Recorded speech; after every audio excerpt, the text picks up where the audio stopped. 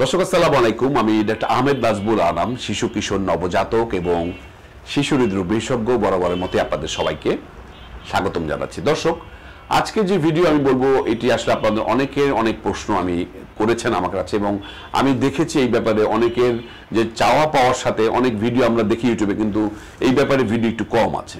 আজকের যে টপিক সেটা হচ্ছে যে আমার বাবুর কান আমি কখন ফোরাবো। কান ফোরানোটা আমাদের এখানকার একটা কালচার। আমরা যে সাবকন্টিনেন্ট আমরা বলি, আমাদের এখানে মেয়ের আমরা কান ফোটাই, এবং সেটি অনেকের পছন্দের একটি বিষয়, এবং সেটি আমি বলবো যে দ্যাট ইজ লুকস নাইস। আমি অবশ্যই সেটা বলবো।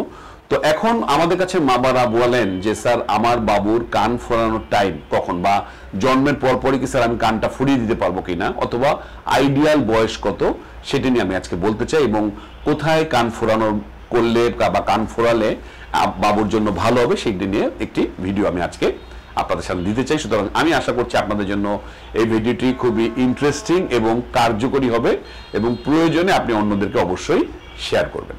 তো দর্শক, আমি বলবো প্রথমে যেটা আমি আপনাকে জানাতে চাই যে এই কান ফোরানোর যে টাইমিংটা, এটা নিয়ে আসলে খুব মানে একদম সুনির্দিষ্ট কোনো রুল কিন্তু নাই। তবে আমরা চিকিৎসকরা আমরা আপনাদের জানাতে চাই যে সাধারণত আমরা বলি যে টিটেনাসের তৃতীয় ডোজ পাওয়ার পর টিকা এই কান ফোরানো ভালো। অর্থাৎ আমরা জানেন যে 1.5 মাস বয়স থেকে আমাদের বাবুদের আমরা টিকা দিই। আমাদের যে পায়ে যে ঘুরিয়ে ঘুরিয়ে যে 3টা টিকা দেওয়া হয়, ওটার ভিতরেই জানেন যে টিটেনাসের ভ্যাকসিন আছে। ওটা আমরা বলি পেন্টাভ্যালেন্ট ভ্যাকসিন। ডিপথেরিয়া, হুপিং কফ, টিটেনাস, হিপ ভ্যাকসিন এবং হেপাটাইটিস যে বি ভ্যাকসিনটা কিন্তু ওর ভিতরে দেওয়া আছে, আপনারা জানেন। এই 5টার ভিতরে যে টিটেনাস যে ভ্যাকসিনটা, সেটা কিন্তু যখন তৃতীয় ডোজ, অর্থাৎ তৃতীয় ডোজ দেওয়ার পর আমরা যা বলি যে 45 দিনে, তারপরে 1 মাস পর, তারও 1 মাস পর, অর্থাৎ থার্ড ডোজ টিকা পাওয়ার পরেই কিন্তু টিটেনাসের যে একটা সংক্রমণের সম্ভাবনা বাবুর ভিতর কমে যায়। তাহলে আপনার বাবুকে আপনি যদি টিকা দিতে চান বা এই কান ফোরাতে চান, তাহলে আমি বলবো যে আপনি টিটেনাসের তৃতীয় ভ্যাকসিন, অর্থাৎ যেই পায়ে যে ভ্যাকসিন ঘুরিয়ে ঘুরিয়ে দিচ্ছে বাম পা, ডান পা, বাম পা, তৃতীয় ডোজ দেওয়ার পরে আপনি আপনার বাবুর কানটা ফোরাতে পারেন।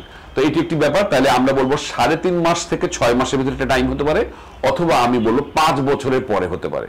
তাহলে দুটো টাইম, এটা আমি বলবো, এটি আমরা চিকিৎসক সাধারণত বলি।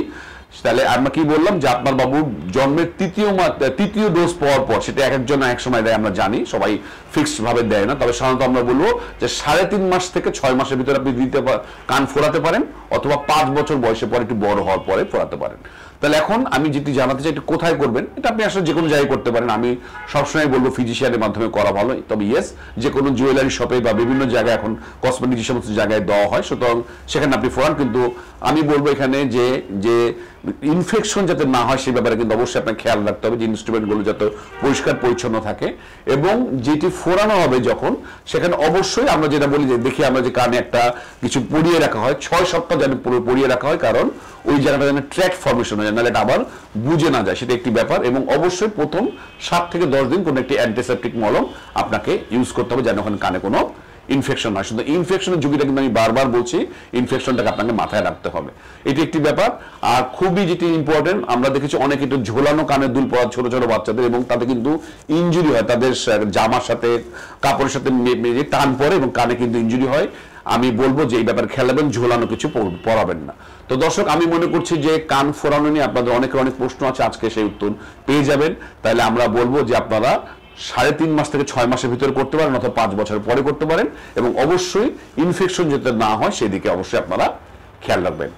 আজ এই পর্যন্তই। পরবর্তী নতুন কোনো টপিক নিয়ে আবারও হাজির হব। সেই পর্যন্ত বরাবরের মতোই আল্লাহ হাফেজ।